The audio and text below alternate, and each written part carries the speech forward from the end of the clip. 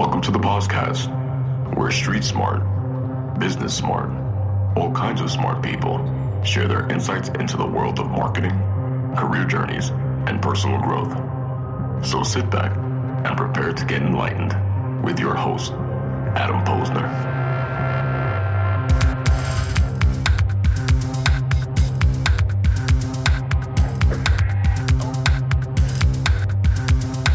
Hey, everybody, and welcome back to the podcast, where I bring you the best and brightest from the world of business, marketing, and personal growth to help you harness your inner tenacity and drive your career forward. Tribe, I am extremely excited to introduce my guest today, Enrique Rubio, founder of Hacking HR. And for anyone in our industry, Hacking HR is most likely on your radar, in your feed, or you're already involved. And Hacking HR is a global learning community at the intersection of the future of work, technology, business, and organizations, with thousands of members and chapters all over the world. It's incredible to see his growth here. It's really awesome. And Enrique has assembled the best and brightest, I didn't steal that from my tagline, in HR and people, and has created a platform for them to shine and share their collective knowledge and experience. I've been to a couple events. They're awesome. We'll certainly talk about that. But who is Enrique? Who is he? Who is this guy? Who is this guy behind Hacking HR? I'll tell you who he is. He's a seasoned HR tech and future of work expert with over 20 years of experience. He's a keynote speaker, and he came to the U.S. from Venezuela as a Fulbright scholar. This dude is sharp. And prior to coming to the U.S., he was a CEO and management consultant of firms specializing in human resources in Venezuela. And Enrique is a guest author, several blogs about innovation, people management, human resources, and I absolutely love what he has created with Hacking HR community. And I attended my first event this past November and finally saw what it's all about. And I am all in. I love this stuff. I have him on the show today. Enrique Rubio, welcome to the podcast, my man. Thank you, my man. How are you? I am doing great. And we're talking to Enrique today in not so sunny Miami. I can't tell what's happening in Miami today. You know what? It's not even sunny. I mean, it's pretty humid, it's hot, and it's cloudy. And so what people are coming down here to get, they're coming to get some sun, and I don't think they're getting much of it, at least not today. Well, thank you so much, man, for having me in your show. Awesome. And in your podcast. And it's great to have a conversation about, the work that we've been doing with Hacking HR all around the world. And, happy to comment on our vision and where we're going. We'll certainly talk about that. I'm really curious to hear the vision behind it. But before we do that, I think it's really important to understand who you are and your background. So let's talk about, listen, you grew born and raised in Venezuela. A country going through a ton of political, civil unrest right now. Let's talk about your upbringing, your background, and take us from where you started to where we are today, man, where you're in the U.S. and you're just kicking ass and creating some awesome stuff. Absolutely. Well, let me begin by saying perhaps that the first thing that has been a common thread in my life is about serving people, serving others. And it's funny to say that. Some other people may say the same thing, but whenever I think about my career and the things that I've done in my life, I always think like, wow, I was always doing something for other people, right? Like I even ran for mayor. I was in politics in Venezuela. I loved it because I thought, I want to serve others. I want to work for others. And I think that one of the most powerful ways to do that is in politics. I got involved in politics. I didn't really like it. And then, I got out of there. But it was all the trajectory of serving others. Then I created an NGO in Venezuela, which was it was called the School of Social Entrepreneurs, and we were training social entrepreneurs in project management, leadership, and some other tools for them to be effective in their work. And then I created a consulting firm in HR, and then I moved to the US, and and now I'm doing Hacking HR. So what I have done in my life, in my career, has always been to add value to others, to serve others, and at the same time, I love it, man. For me to be able to grow and become a better human. I'm a very imperfect person. I make mistakes. I got divorced last year. So that means the way I see life is not perfect, and the way I behave is very imperfect. But what happens is that from every experience that I've gone through in my life, I take something out to do better the next time. And that's why I think that's why, yes, it's growth. And that's why I think with Hacking HR, we've been, it's been pretty cool because, I'm bringing all this, successes and failures, and I put them together into something that works, for the community and for the people that we're trying to serve. That's awesome, man. So yeah, pretty cool. Let's pause for a minute. I want to hear, I want to hear about your upbringing in Venezuela. I mean, I've been following along for a long time now. You still have a lot of family down there? Yes, my parents live down there. My brothers fled the country. The first one 5 years ago, and the other ones last year. But my parents, and of course my extended family, they're all down in Venezuela. And yes, it's we were talking about before in the offline, that you said that the stars are aligning, bringing good people together. Right. And I think a little bit of my rationale to explain that, and this connected to the question about Venezuela, is that there are some people, not a lot of them, but there are some people that are very evil in the world, and they're trying to do evil. They're trying to set us, they're trying to bring us apart. They're trying to, to harm humanity, to harm, people.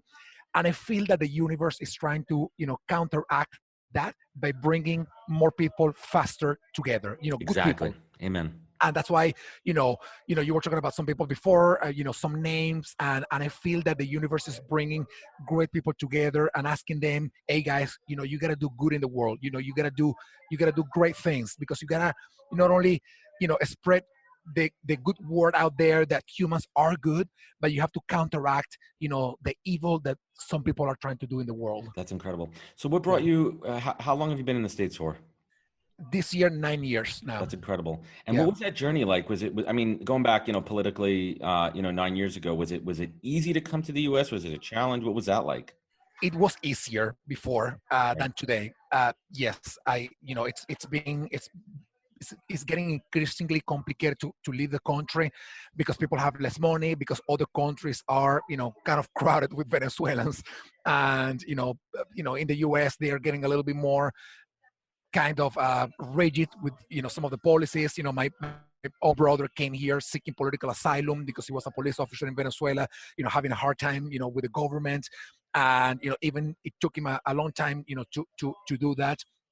But I applied for a Fulbright scholarship when I was in Venezuela. Fortunately, I got it. I came here in 2011 to complete my master's degree in Syracuse University at the Maxwell School. Nice. And here I am, 9 years later. It's been quite a journey. That's incredible too. So let's talk a little bit about your HR background. What, were you operating in an HR capacity in Venezuela, or was that really when you came here, when you really started to engage in people management? I'm going to tell you how it all started. Please, that's what we're here for, man. We're here to tell your story. It all started from this place. I'm an engineer. I am an electronic engineer. So I was working in telecommunications in a company, and I was fired from that company. And I was fired because I was doing something on the side, which was the School of Social Entrepreneurs, that they didn't like. Of course, the company that I was working for did not have anything to do with the School of Social Entrepreneurs, and vice versa. They were not in the same industry. There was no conflict. But the president of the company got so upset at me, and he fired me. And when I went to HR to ask them, and what was going on, they didn't do anything about it. I don't know if we can say bad words here, but you can say whatever you want. You can say whatever you want. They didn't do shit about it. It's not a child-friendly podcast, no. All right. Well, they didn't do shit about it. They left me alone, and I was fired. Like if I was a thief that have just thrown on the street, thrown out there. Thrown out there. And I was like, how is this even possible, right? Like, I was doing a great job, and look what happened, and I partially blamed HR for what was going on. And I said, you know what? I want to get into the HR space because I want to do better than this. I want to create, better HR. So, by the way, I apologize if there's any background noise with your listeners. This podcast is not sponsored by Starbucks. It's not sponsored by Starbucks. It could be. Though. It could be. I would love it. If Starbucks wants to sponsor this podcast, please. I've been sitting in this Starbucks for 5 hours working, great internet, everything is awesome. Good bathrooms, bathrooms are fine. Bathrooms are fine. People are cool, a little noisy sometimes, but it's okay. But anyway, so you had this experience. You was fired. Had a really negative experience. They fired you. They didn't treat you the right way. And you said, you know what? I could do better. We could do better than this. Yes. And that's why I created my own firm. I created my own consulting firm in Venezuela. Then I got the scholarship. I came from the US, and I started working in HR here. And I learned a lot from HR in the corporate world in America. But I also Very realized different. that the same thing, yeah, it's very different. But the same thing that happened to me in Venezuela happens to a lot of people here too. That sometimes HR is doesn't seem to be like, facing the employee and being there empathetically, to Exactly. hear to their pains and whatnot. So I said, you know what, I gotta do something about this now too, and that's why I created Hacking HR. And I never thought that Hacking HR was gonna be anything other than just a simple event in Washington D.C. where I was living before. And look, it became a global community with people from all over the world. Thousands of members participating in our events, Incredible. and yeah, it's pretty So cool. let's Yeah, let's go back to that moment when you first had the kernel of an idea to launch Hacking HR. When you first set out on it, what was that mission statement that you created? What was that? This is what this is going to be all about. it was two things. The first one was this. The first one is I am freaking bored, not to use the other F word. I am freaking bored of doing just the same thing day in and day out in my job.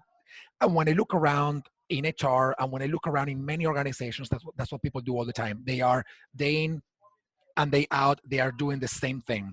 So what happens is that very often people do not have a creative outlet for their creativity, for their imagination, to explore some other things that they want to do.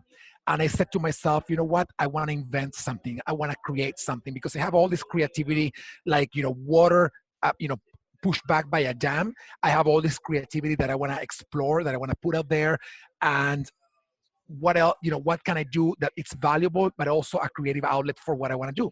And that was Hacking HR. So it was a combination of two things. Number one, it is I want to talk about technology, which I'm passionate about. I want to talk about HR, which I'm passionate about, and I want to talk about communities, which I'm passionate about too. And I want to put together something that at the same time becomes a creative outlet for me. And that's why Hacking HR became what it is That's today, incredible. because it was So it was a passion project. came from the heart. It was fueled by passion. Yes, Yeah, yes, yeah. and I think that's really what's accelerated the growth. So first event was what, September 2 years ago? Correct. September Okay. 2017. Yes, the And very first event what that was we had. that first event in DC? Tell me a little bit about that first event. Who'd you put together? Who was on the panel? How did you spread the word? Oh man, we had a great panel. We have the former chief learning officer from NASA. We have the chief learning officer from IBM. Both two good friends. We had somebody, an expert from data analytics. We have an expert, in artificial intelligence, and then we have a couple of people from HR. And we had a great conversation. We had 70 people in there, and it was fantastic. It was a fantastic combo. And then I saw that, and I said, you know what? People like this. Let me do it again. And I did it again in You New replicate York. it. I did it in November 2017 in New York. We had 250 people in Wow. event. Fantastic. It was all for free. It was great. And then I said, it seems that people are, hungry for this. So let's continue doing it. And that's what happens. But Here we are. how'd you build that network? How'd you spread the word? I just put myself out there, man. I just put myself out there. That's what happens. One thing that out of my story and out of all the things that we're going to be talking about today, Right. I want to say some key takeaways, some nuggets of power for people, right? And one power nugget will be put yourself out there. I mean, no, Amen, no, brother. nobody makes anything significant happen if they don't put themselves out there. And that means that sometimes you have to break the barriers of, being afraid of what's going to happen if it doesn't succeed, being afraid of what's going to happen when they hear that you have an accent like I do. I don't care about that anymore, but I have an accent. This is not my first language. And I was thinking, like, what people are going to say when I put this out there. And I decided that the passion to make it happen was much more powerful than the fear to avoid making it happen. And that's Spot on. why I have been sort of successful with the Hacking Nation community, because I always put myself out there. I reach out to CEOs of large companies. Sometimes they say no, sometimes they don't respond, and sometimes they say yes. But I would not get any of those responses if I never reach out to them. Right? You gotta try it. You gotta try things. You gotta do it, man. And what I say to your listeners is, if you're thinking about doing something and something is holding you back, just break those chains and put yourself out there, make it happen.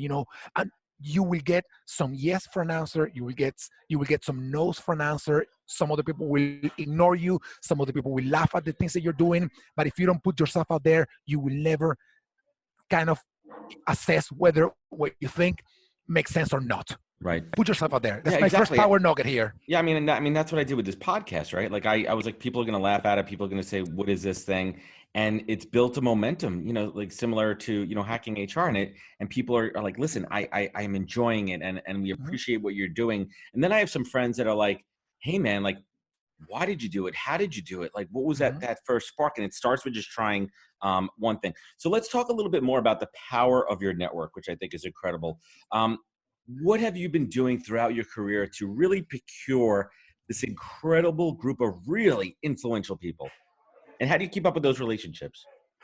I think it's all about, I'm going to go back to what I said before. It's all about putting yourself out there, because a lot of those people, I don't know them in person and I have never met them. And most likely I will never meet a lot of them in person ever, because, there are too many, right? But it's just reaching out to them and say, whoever, the head of HR for some big company, or the head of future of work for a large organization, and saying like, hey, I'm doing this thing, and we're bringing value in this and that way to HR and to the workplace and to organizations. Do you want to join us in one event? And they say yes, or they say no, or they say maybe. And it's all about reaching out to them fearlessly, and just kind of building that relationship by adding value to them, but also offering them as a place for them to be able to share the value Absolutely. that they can bring to a network. So I think that what I have been doing is, when I think about my role here, not as a founder of Hacking HR, but the real thing that I do is I am a builder, and what I build is bridges. That's what I build. If you ask me, what is it that you do, Enrique, every day? I build bridges. And those bridges are bridges that connect one person with another person, whether it is massively on LinkedIn or newsletters, or whether it is individually connecting you with a potential speaker that you want to talk to because you want to invite them to the podcast. So I am a bridge builder. And whenever somebody who wants to, if you are in an island and you want to go to the mainland, or if you're in mainland and you want to go to an island and you don't know how to get there, and somebody comes to you and says like, I'm building a bridge for you to get there, that becomes something powerful. And you are like, wow, I always wanted to be in mainland. I always wanted to be in that island. Thank you for building the bridge. Now I'm going to cross it. Thank you for building it for me. And that's what I'm doing here. So those relationships are built every day by providing that bridge to all of those people that have so many great ideas and they want to put it out there. I love it. You're a connector, man. I mean, I think that's why we're connected, because I think fellow connectors are drawn to each other like magnets. That's our superpower, man. We're connected. So let's switch gears a little bit. Everybody and their mother is throwing around the buzzword, the future of work. It's me too, by the way. it's a catch-all, but let's unpack that. What does that mean to you when someone says, Enrique, talk a little bit about the future of work? How do you unpack that? How do you explain that to people? Well, the first thing that I say is that the future of work is not happening in the future. It's happening right now. It's in the making right now. Yeah. And if we had talked about the future of work in 1970, we probably would have been talking about the effect of computer, right? The impact of computers and electronics. If we had talked about the future of work in 1875, we would have been talking about, a steam engine, massive production in assembly lines, like, cars, like, Henry Ford and all those things. And if we had talked about the future of work in 1750, 1760, we would have been talking about, agricultural, the first industrial revolution, right? And so what happens now is that we're talking about a new era of accelerations where there are several things that are transforming the way we work. Technology being one of them, demographic shifts, globalization, climate change, and all of those things are creating a new reality where work, the way we work, the nature of the work we do, and the way we do it is very different from anything that we have been used to. And again, we're talking about the future of work with the baseline of today. But if we had talked about the future of work with the baseline in 1970, right, with the baseline, it's context. It's so contextually what the future of work means today for us is the impact of artificial intelligence, the impact of nanotechnology, 3D printing, blockchain, data and prescriptive and analytics. So all of those elements are creating and defining a new reality of work for which we are not fully ready, because we are still dragging the mindset and the structures and the policies and the frameworks of the 20th century, and that doesn't work Right. anymore. Yeah, Let me give you I let me agree. give you one quote. Please, absolutely. Stephen Covey said in his book, one of the things that I loved about the book, The 7 Habits of Highly Effective People, one of the quotes that really has stuck in my mind for all this time is, he said that you cannot lead organizations of the 21st century with systems, processes, and a mindset of the 20th century. And that is what is happening today to us in the workplace, to organizations, that we talk about the future of work, but the fact that we talk so much about it is because we're not ready for all the accelerations that are transforming what's happening. I don't think we're ready, because I think we need to focus back on humans first, like this human first approach. I think that there is this tremendous movement of infusing humans first, candor, empathy, and care back into HR talent and recruiting. I think we need to get that nailed first before we, really put all of our eggs in the tech basket, right? We're talking about AI, automation, personalization, and everything. So let's talk a little bit about like that employee experience, right? Yeah. You want to go back? You want to finish something? Oh, no, I actually wanted to say something about recruitment. Yesterday somebody posted, I don't remember who it was, but I don't think it was you actually, but I think somebody posted on LinkedIn. He said, a recruiter contacted me. We had a chat, and I thought I had an opportunity with a company, and the recruiter never showed up again. I reached out to him, I sent him emails, I called him, and he never ever called back. That, my friend, does not have anything to do with technology, blockchain, artificial intelligence. That has to do with fucking human respect. Being that a is good human. all. Amen. Being a good human, man. That person that you are interviewing is putting high hopes in that job that you are offering them, and if you don't call them back, you're basically breaking their hearts, right?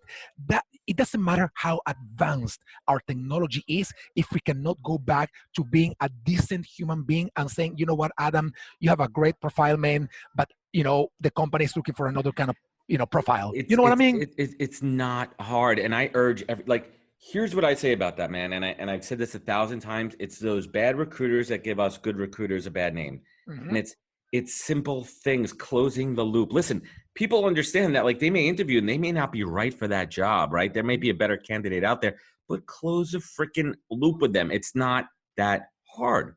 Yeah. How long does it take to write an email? In the time that I just said that, I could have just wrote an email to somebody and say, hey, man, listen, thanks for your time. Unfortunately, we're going in another direction.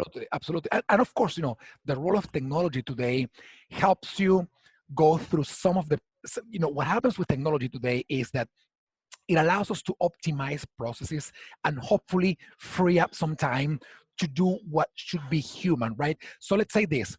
Let's say that you are applying for a position and you get 1,000 people applying for that one position. Of course, we know that 90% of the people applying for that position may not be the right people for the position. So technology allows you to discard, already 900 of those 1,000. So you're focusing on 100, and then maybe you go deeper into another stage, right? So you reach out to them, and out of the 100, you get down to maybe 10 or 15. So because technology helped you to already filter out 900 of them, why wouldn't you humanely focus on the 15 that are good for whatever you're looking for? And what that means is that you have a conversation with them on the phone, you reach out to them, you send them emails, you send them a WhatsApp or whatever it is, because now technology is freeing up time from you to not have to be bogged down by the details of the people that that are not the good candidates for the position. And now you can focus on really building the relationship with the ones that are the kind of people that you're looking for.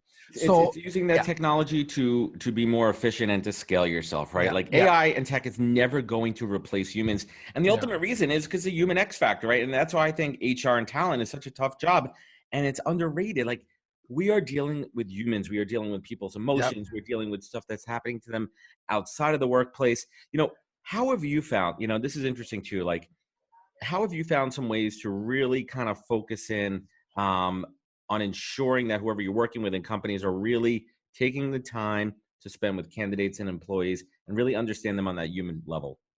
I don't think that's happening too much right now. Not And enough. no, I don't think that's happening. And I think it's funny because what, you know, I'm just trying to use, a different example, right? Like you are trying to do something, and the evidence, the signs are out there that you need to do it, and yet you don't do it. So let me explain what that means in the recruiting world. What that means is that we are in a very tight job marketplace, right? Where Mhm. finding talent is becoming increasingly complicated. It's a candidate market right now. It's a candidate-driven market. Finding talent is increasingly complicated. People want a set of things that we are not used to offering them when they want to work we work for us. What we have all these job openings. We have a rate of skill that is becoming obsolete faster than ever before. So you have a lot of signs that are telling you that if you find the five people, you find a group of five people that are great. If you miss the opportunity to build a relationship with them, you are missing on an incredible opportunity, because to get to those five, it takes so much energy today. So if you are in recruiting and you get down to five people and you can only hire one of them, but the other four are freaking amazing, make sure that you have that relationship built with them for the long term. It's called because, pipelining. Yep. because they are the ones that may be coming back to you somehow in some other place, right? Absolutely. If you treat them like shit, right, they won't want to work with you anymore, and then you will have even a harder time than it already is to find that talent. And there's the other part of that too is your reputation as a recruiter and HR professional, right? Mhm. That's your brand. Listen, recruiters talk, candidates talk, everyone talks, and even in like a big market like New York, it's really small. Once you get into a lot of those niche Yep. roles, we know the same candidates. And I'm going to talk on the flip side of that. The flip side of that, I'm sorry, is how candidates engage in the talent acquisition process, right? Because ghosting happens on the candidate side too, man. I mean, I've seen it. I'm sure you've seen it. I've had people that accepted job offers that don't show up on day one, I know, yeah, ghosting. that don't show up for interviews, Yeah, right? I have candidates that don't respond to email. So it works on both sides, and it's about mutual respect to keep yeah, the process moving. So I want to double back, and I want to go back to hacking HR, right? I mean, you scaled this globally. How many chapters do you have right now globally? we have about 80 chapters. Of Wow. course, not all of them are equally active. Some are Right. way more active than I And ever expected them to be, and some are a little slower to bring stuff up to and the reality, because their cities are different, and the right. people involved may be involved in many other activities, but we have about 80 now. Right. And how does a chapter come into existence? Tell us how a chapter is born. How is it nurtured? How is it fed? And how does it grow into something special? Right. Well, the first thing to say is that the chapters are open communities, and that's the most important thing of Hacking HR. Nobody owns a chapter. Nobody has a license for a chapter. Nobody has the franchise of a chapter. We don't sell it. We build a community. And whenever we're going to create a new chapter, and creating a new chapter comes in two different ways. Number one, maybe one person says like, can we create a chapter here? And I say, yeah, we don't have a chapter there, let's do it. Or I say, you know what, I want to create a chapter in that city because that city is growing and I want Hacking HR to be there. So once that happens, whatever way it's coming from, we open it up, and we publicly announce that we're going to do the chapter, and we have a kickoff call, and the kickoff call is basically me explaining all the things that are related to Hacking HR and what we've done, how we are operating. And then if you have 20 people in the call, maybe 7 of them say like, I want to be part of this. Maybe the other ones are like, well, I'm too busy, or I'm not interested, or it sounds great but I can't commit right now. But a core group of people say like, I want to be part of this, and they are the ones that start moving the chapter forward. I love it. So what's on the horizon in 2020? What new chapters are being launched? Give us a little taste of what's happening this year. Oh, well, my goal for the end of this year is to have a total of 200 chapters all over the world. Wow. That's a very hard goal. Put it out there, man. Put it out in the universe. Put that energy out there, dude. I'm putting the energy out there, man. And it's hard, but I think it's going to be possible. And we are creating just this month, we are launching 7 or 8 new chapters, and I'm hoping that if we can create 10-15 chapters per month, we're going to be at a great place to complete the chapters that we need to. And by the way, to me, it's not just about the number. It's not that I am like, it's a reach, man. Yeah, it's not. I want to have 200 chapters. I'm sorry, because I want to have 200 chapters. It's because I really want to step up the power of the community that we're building and reaching out to as many people as possible and connecting them, bringing the good people together. I love it, man. I mean, what you're doing is awesome. I'm happy to be involved in that. So let's take another like little gear switch here, and I want to talk about the entrepreneur life, man. You're on the road. I mean, every time I touch base with you, you're in Tampa, New York, wherever you are. What's this entrepreneur life, man? I mean, is it in your blood? Is it something that you absolutely love doing, or you're looking to kind of settle down and plant some roots again? It's in my blood, man. I can't. Settling for me is has a different meaning, right? Like settling, and again, I was married, so I was settled, and unfortunately, well, it didn't work out. Even though my ex-wife is a fantastic woman, but it didn't work out, right?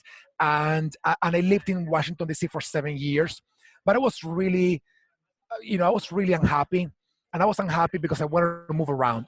I'm a nomad, and I like moving around. I like seeing different things. I like meeting different people. And what I'm doing right now is like, you cannot see it. Maybe I'm gonna show it to you, and I don't know if you're gonna be able to show the guy that with to those you. shorts right there, the guy with the shorts and those. No, Is my that your? car. What do you got? What's on top of there? Is that a bike? I see a bike, or is That's that my a car. barbecue? Well, no, that's my car, and that's I have my car. I basically drive around in my car, I love it. and what happens when I'm driving around in my car is that I have a storage space for I have a bed that I built in my car where I sleep when I'm driving around. I have my bike. I have a storage space for my I have a stove, and I have my clothing, and I have everything. My car, like You're a if you think veteran. about, You're a nomad. I love it. I'm a nomad. Yeah, I'm a nomad in my car. My Subaru. So, by the way, Subaru is not promoting this podcast yet. Maybe it's Subaru, we are open to it. My best friend in the world drives multiple. He's had multiple Subarus. Yeah, he's Subaru is guy. an awesome car. I love it. Great family car. Yeah, Subaru. If you're Yeah. looking for So sponsorship, yeah. yeah. So I have a Subaru Forester, and what happens is that I travel in this car, man, and I'm a nomad. And it's a hard life to have. It's a hard life to have because like just now, I wanted to be in a quiet place to have this conversation with you, and I'm in a noisy Starbucks, but it is what it is, right? Yeah, you do what you got to do, man. So Yeah. I want to talk about like your mindset, and I want to really understand like you've done a lot. You've been all over the place. You are connected with some amazing HR leaders. I mean, once this show airs, we'll connect, we'll name drop and all that good stuff there. But you probably hear a lot of things out there. You probably get a lot of advice. But what is the single greatest piece of advice you've ever received that you take action on daily, Enrique?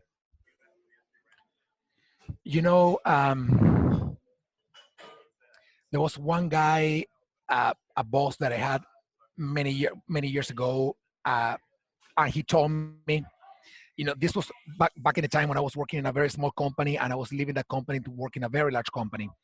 And he said to me, you're gonna have to make a decision whether you want to be one more cog in a big operational organization, or you want to be a big thing in a small one. And the reason why that is stuck with me is because I have worked for very large organizations, but I feel that I'm in my element when I am a small team where I can move pretty quickly, because I move pretty quickly. And then it comes the second advice that I've gotten that is great. And that advice was, another boss told me, Enrique, the world does not move at your pace.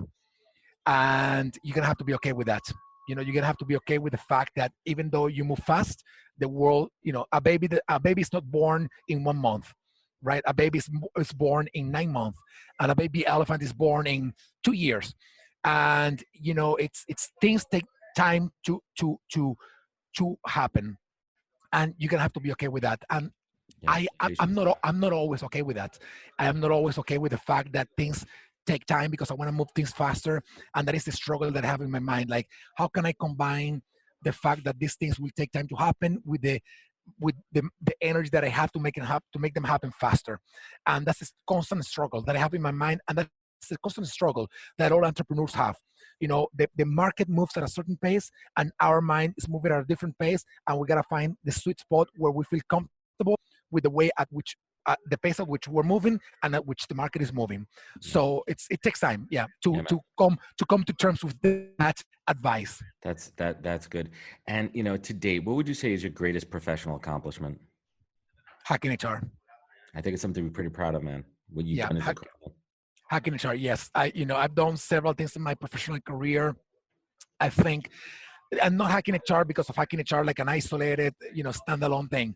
Is the fact, like there's this. I'm gonna tell you a couple of stories. There Yeah, is sure. one woman who participates in our network in one city, and she had her own consulting company, and she started participating in hacking HR. She was invited to speak at a conference. Somebody saw her in that conference and asked her to work for them, and she started working with them. And she came back to me and said, Enrique, this is the job of my dreams because I can work from home and take care of my baby, and I'm doing diversity and inclusion, which is what I'm passionate about, and I'm working for a great organization. And this is all thanks to hacking HR. So that's one story. And the second story is this woman in Iran. She in Iran, and we have all these problems, between America and Iran right now. But this in Iran, the opportunities for grow learning and getting access to all these global things that are happening that are very inspirational are very limited.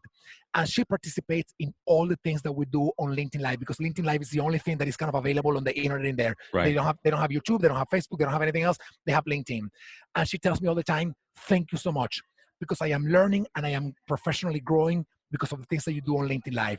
So of all the things that I've done with hacking HR, if it's only because of these two stories, if only because these two women, everything makes sense. So that's why I am so proud of what we've done with hacking HR because of those two people. Yeah. That's incredible, man. Kudos on that. And what would you say is your superpower? What do you do better than anyone in this universe that makes you who you are, man? I think I'm very selfless to the point where sometimes I stop even thinking about myself, and my own well-being. Like, there are people who advise me, like, you have to start charging for the events, you have to start charging for the membership of Hacking HR, because I'm not making any money right now. I don't have a job right now. Like I'm living on my savings, and they tell me that because they are concerned about me. Not because they don't come from a place of being like rich or making money, but from a place of like, what are you gonna do in 10 months when you run out of money? And I'm like, I don't want to charge for it. I'm going to charge for some things, but I don't want to charge for memberships and I don't want to charge for the online events. And that selflessness, sometimes, it's very good for everybody else, not necessarily good for me. But I think I'm not the best in this, because there are very selfless people out there. It will come back to you, man. But I think, being selfless, I believe in that, being selfless is definitely, one thing that defines me, who I am. I think I bring this from my mom and my dad. They are like the most selfless people in the world, and I do believe that I don't do it because it's gonna come back, but I do believe it's gonna come back somehow. I love it. That's not why I do it though, but I know that somehow it will come back to me in. I don't think I'm gonna starve, right? That's what I'm saying. I don't think I'm gonna starve, right? You'll do just fine, man. Yeah. I got faith in it. And last but not least, and I ask this question to everybody that comes on my show because I love the perspective of so many different thoughts on this. But listen, every day is not sunshine and roses, man. Listen, like you're on the road, you're doing your thing. It's a struggle, and every day is tough. But you're focused, right? You're determined, and you look up to something. What guides you every day, Enrique Rubio? What is your North Star? It's this is what's funny, and I want to step back a little bit in your question. Sure, absolutely. The road to accomplish things is covered with rocks, blood, sweat, thorns, thunderstorms, all kind of shit that is trying to avoid you to get there, right? But if you really, really want it, you're gonna overcome all of those things. It doesn't mean that those things won't be there because they will continue to be there. And maybe as you get closer to a place where you want to be, the obstacles become even larger and the pain to overcome them becomes even more painful, so to speak. But if you really want to achieve that one thing that you're thinking about, you're going to be able to stand the pain and still move on. So to me, my dream is to build the largest real community, not just an association, not just a group. My dream is to build the largest community of connection, collaboration, sharing, and love among HR people and people from all the workplaces. And to get there, I have to go through pain, I have to go through sweat, I have to go through blood, I have to go through obstacles. But because I am so inspired to make it happen, I can withstand the pain that I'm feeling at every single moment to get to the place where I want to be. So I think that's what inspired me. What That's I want to be, and that's why I sort of survived through all these pains that I may be going through in different times. Like when I feel frustrated, when I feel annoyed, when I feel mad at something, and things are very imperfect in my life, but I'm okay with that because I keep looking at the end goal. And I'm like, the imperfections of today are making me better, and I'm pushing me forward to get closer to that end goal of my life. That's called tenacity, man. Mm-hmm. And I love it. Enrique, thank you. Thank you for joining me. Thank you for sharing your story. I really appreciate you and your time. And I look forward to us connecting more and finding synergies and being much, much more involved with Hacking HR. I mean, I'd love to bring, my thoughts, around talent acquisition, recruiting in my story as well. Enrique, where can folks find you? Where can they connect with you? LinkedIn. I think when they put Enrique Rubio on LinkedIn, I'm the first one who comes up, and just shoot me an email, message, and I'm always very reachable and available. I try to respond to everybody who reaches out to me, even with some crazy stuff, but I try to respond to everybody. Awesome. Enrique, thank you for joining me. Thank you, Adam. And everyone listening at home, in your car, on your bike, in space, on the beach, wherever you are, thank you for joining us today. Remember, subscribe, link, share, leave a review if you like. I mean, that means a lot to me. And remember, most importantly, what Enrique and I are doing right now, we're connecting. We're taking our online, offline. I appreciate it, everyone listening, and catch us next week for another great episode of the podcast. Wisdom is forever, but for us, it's time to go. Thank you for joining us. Luckily, we'll be back with our next episode jam-packed with more incredible humans. For more info, please visit www.nhptalentgroup.com.